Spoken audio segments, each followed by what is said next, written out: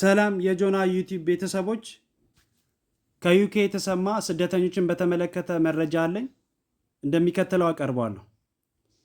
የዩኬ መንግስት ከሰሞኑን መነጋገሪያ የነበረውን የኢሚግሬሽን ፖሊሲ ማሻሻያውን እቅድ በተመለከተ በሀገሪቷ ፓርላማ በዛሬው ዕለት አቅርቧል። የሀገር ውስጥ ጉዳይ ሚኒስትሯ ሻባላ መሐመድ ከባልደረባቸው ጋር በመሆን በጉዳዩ ዙሪያ ማብራሪያ ሰጥተዋል። ከምክር ቤት አባላት ለተነሳባቸውን ጥያቄ ምላሽ ሰጥተዋል። ለመሆኑ የማሻሻያው መነሻ ነጥቦች ምንድን ናቸው ተብለው ተጠይቀው ነበረ። በዚህም መሰረት የተለያዩ ነጥቦችን አንስተዋል። ለምሳሌ በአውሮፓ ህብረት ውስጥ በ2024 የከለላ ጠያቂዎች ቁጥር በ13 በመቶ ዝቅ ሲል በዩኬ ግን በ18 በመቶ ጨምሯል። ይህም ተገቢ አይደለም ብለዋል። በጀልባ ወደ ዩኬ የሚመጡ ስደተኞች ደህንነታቸው አስተማማኝ የሆኑ የአውሮፓን ሀገራት ጭምር አቋርጠው የሚመጡ ናቸው። ይህም ተገቢ አይደለም ብለዋል። በስደተኞች ላይ የሚወጣው ወጪም የሀገሪቱን ኢኮኖሚ እየተፈታተነው ነው ብለዋል ሚኒስትሯ። በህገወጥ መንገድ ወደ ዩናይትድ ኪንግደም የገቡ ስደተኞችን ኢመደበኛ ወይም የጥቁር ገበያ የሚባለውን ስራ እየሰሩ በህጋዊ መንገድ የሚሰሩትን መንገድ እየዘጉ ነው ብለዋል ሚኒስትሯ። በእነዚህና በሌሎችም ምክንያቶች የአዲስ ገቢ ስደተኞችን ቁጥር መቀነስ ዋነኛ ዓላማ ያደረገው የፖሊሲ ማሻሻያ ተዘጋጅቷል ብለዋል። በዚህም መሰረት በማሻሻያው ውስጥ የተካተቱ ዋና ዋና ነጥቦች እነማን ናቸው የሚሉትን ቀጥዬ እነግራችኋለሁ።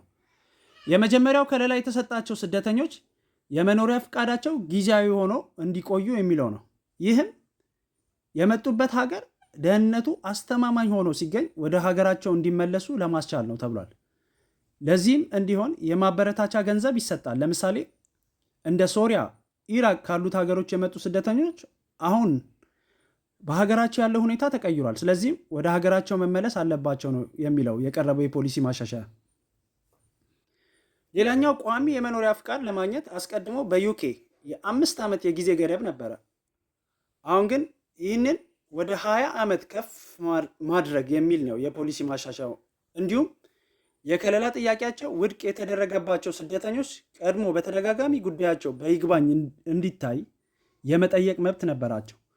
አሁን ግን ያንን የይግባኝ የመጠየቂያ ጊዜ ድግግሞች ወደ ታች ዝቅ ማድረግ የሚል የፖሊሲ ማሻሻያ ቀርቧል።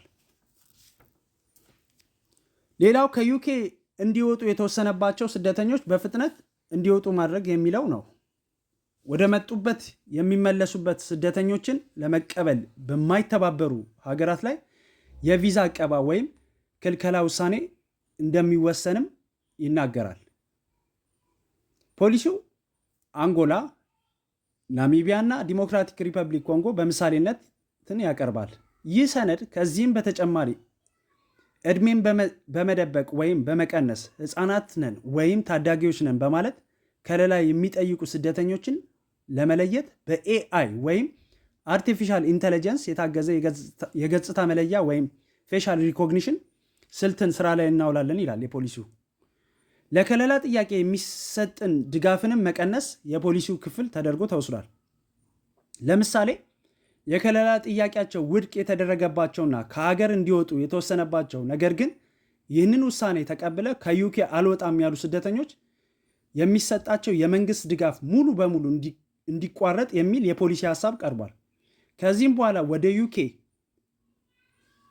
ከለላ ለማግኘት ወይም ጥገኝነትን ለማግኘት የሚመጡ ስደተኞች የሚመጡበት መንገድ ህጋዊና ደህንነቱ የተጠበቀ እንዲሆን ለማስቻል የተለያዩ አማራጮችን ስራ ላይ እናውላለን ይላል ፖሊሲው። ከዚህም መካከል በማህበረሰብ የስፖንሰርሺፕ አሰራር ወይንም ኮሚኒቲ ስፖንሰርሺፕ ፕሮግራም አማካኝነት በህጋዊ መንገድ ወደ ዩኬ እንዲመጡ የሚያስችል የሚል ሀሳብ ተካቷል። እንዲሁም በትምህርትና በስራ በህጋዊ መንገድ ወደ ዩኬ መጥተው ኢኮኖሚዋን የሚያግዙ ስደተኞችን በዚህ ፖሊሲ ውስጥ እናበረታታለን ብለዋል። ሌሎቹም በርከት ያሉ ነጥቦችን ተነስተዋል። የነገርኳችሁ ዋና ዋና የሚባሉት ናቸው። ዝርዝሩን ማየት ከፈለጋችሁ በይፋዊ የዩኬ መንግስት ድረገጽ ማግኘት ትችላላችሁ። ድረገጹ www.gov.uk ላይ በዝርዝር መመልከት ትችላላችሁ።